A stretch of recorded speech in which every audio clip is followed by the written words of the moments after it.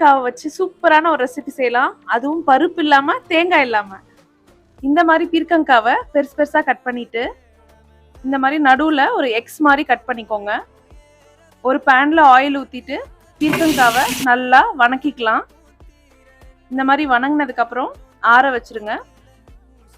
இன்னொரு கடாயில எண்ணெய் ஊத்திட்டு பூண்டு, இஞ்சி, கருவேப்பிலை, பச்சை மிளகாய், கொத்தமல்லி எல்லாத்தையும் போட்டு நல்லா வணக்கிருங்க. அது கூட சீரகம், எள்ளு இது ரெண்டுத்தையும் போட்டு நல்லா வணக்கிருங்க.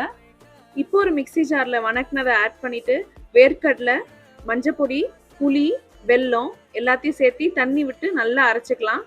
கடாயில கடுகு, கருவேப்பிலை, வெங்காயம் போட்டு நல்லா வணக்கிட்டு ஆல்ரெடி ஃப்ரை பண்ணி வச்சிருந்த பீர்க்கங்காய், உப்பு ஆட் பண்ணிட்டு அரைச்சு வச்சிருந்த பேஸ்ட்டை ஊத்திட்டு நல்லா ஒரு 5 நிமிஷம் பாயில் பண்ணீங்கன்னா சூப்பரான பீர்க்கங்காய் குழம்பு ரெடி ஆயிடும்.